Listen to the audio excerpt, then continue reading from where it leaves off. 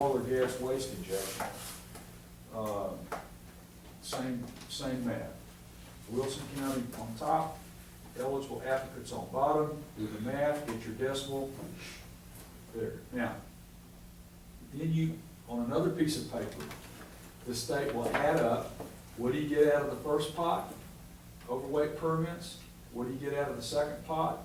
Oil or gas production taxes. Third pot, well completions. Fourth pot, injection, oil or gas waste injection. And you come up with a total, whatever the dollar number is, that's the maximum you can get under this program for 2 years. See, on that scenario as far as the permits, if in fact it covers all counties, I mean, that a permit is issued to go through, Right.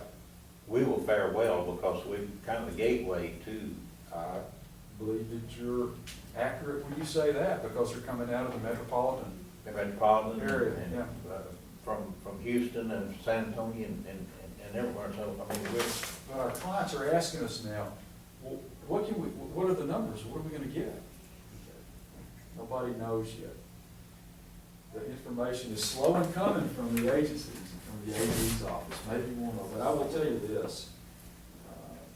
When you look at the proposed regulations, there's a part that says every county judge will get notice from TxDOT that the application phase is beginning.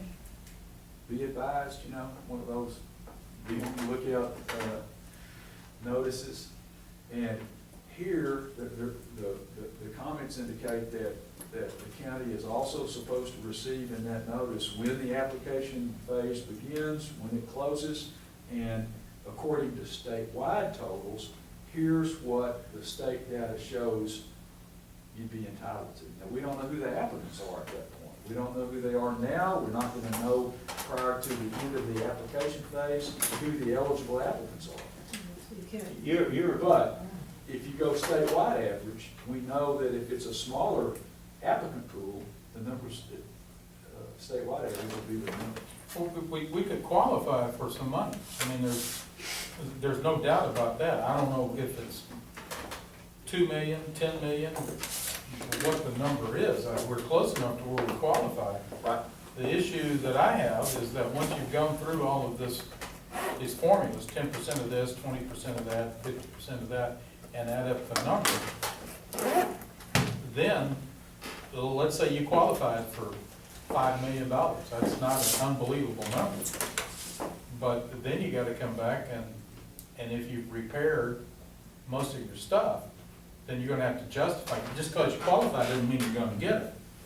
Now, if you can come back and say, They're telling us, if you're an eligible applicant, you're supposed to get the money. If your application, if you've done it right, you were supposed to get the money. That's the thing that they preach in these meetings that's been going on, that TxDOT people are preaching. well, TxDOT, as many as they've got, they're, unless part of the application process, they come down and take a look at, if I'm saying I've got County Road 483 that I have this kind of damage on, are they gonna have time to come down and look at all of that? And They indicate informally in their little round tables and things like that, that they don't want to hold the money, they want to make it as usual. well, isn't there Now, whether that happens or not, I don't know.